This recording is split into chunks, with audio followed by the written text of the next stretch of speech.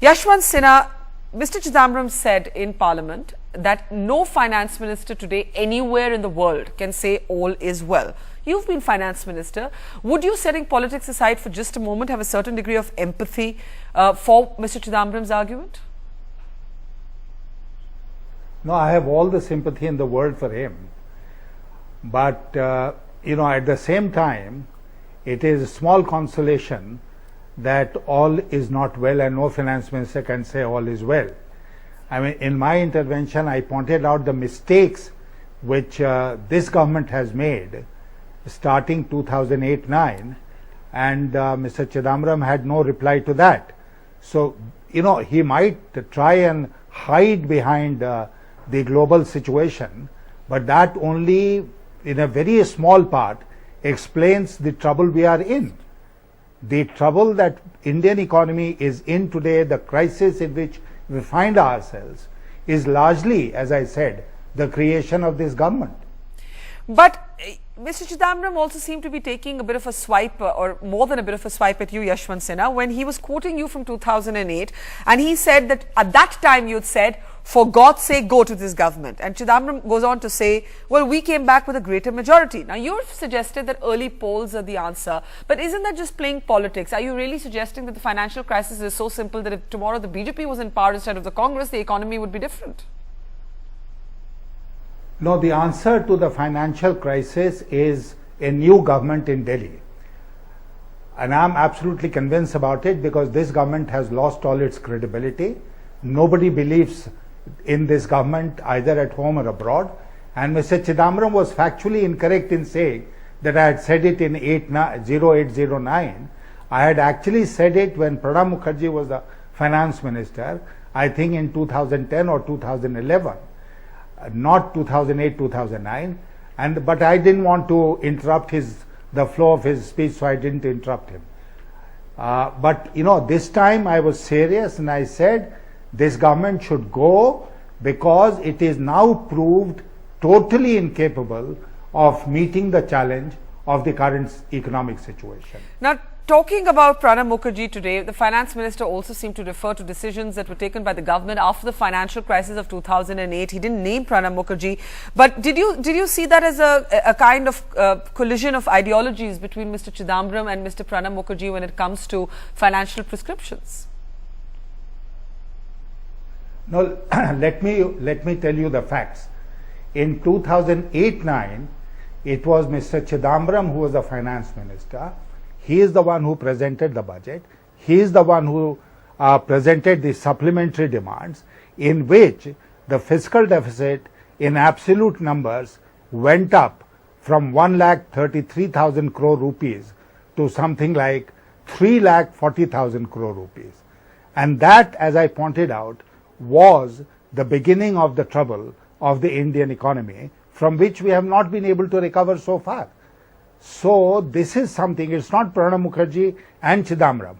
I have said it on record repeatedly that it is the same government, and this same government was talking about collective responsibility, about the Colgate files when we insisted on the Prime Minister giving his clarification, and they said the coal minister will give a clarification because after all it's collective responsibility. Now if it is collective responsibility, then how can you pick up Pranab Mukherjee and now that he is not there hold him guilty?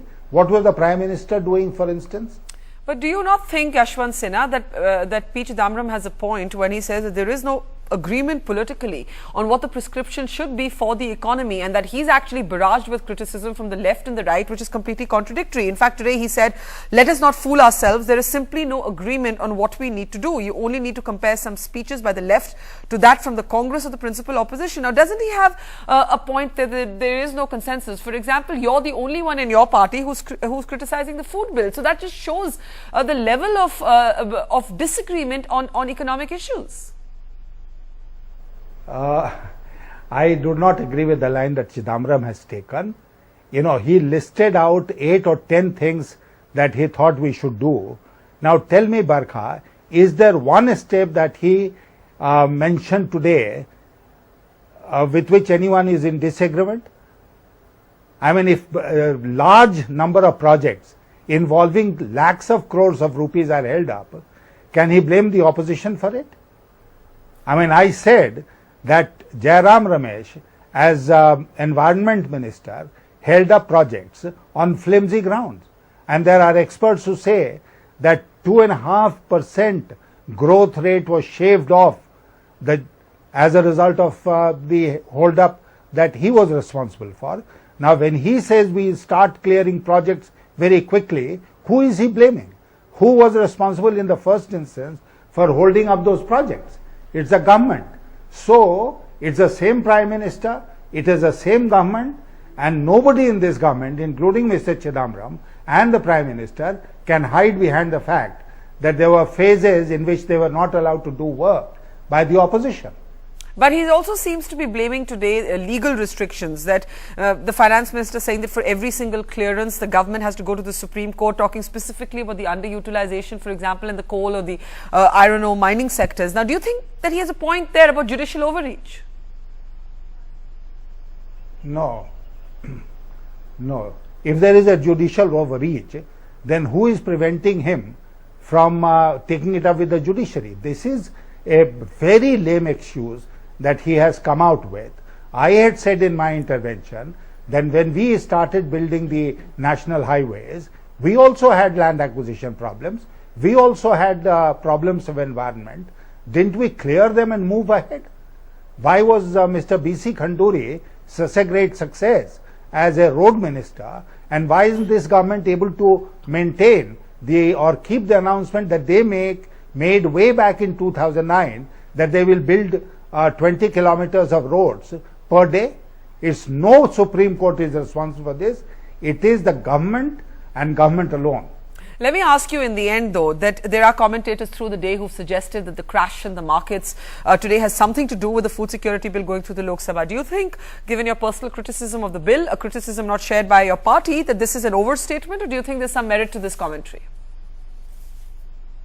No, I think there is a lot of merit to that, because I have told you earlier, the food security bill is going to be a fiscal disaster, and I am sorry that it went through in the Lok Sabha yesterday, because, as I have said earlier, everybody went along with the tide and nobody had the courage to oppose it. But it's going to be a fiscal disaster, and the market knows this, and that's one of the reasons why the rupee crossed 66 to $1 and the markets have tanked. Outspoken as ever, Yashwant Sinha, our newsmaker tonight, calling the food security bill a fiscal disaster. Thanks so much for joining us on the Buck Stops here.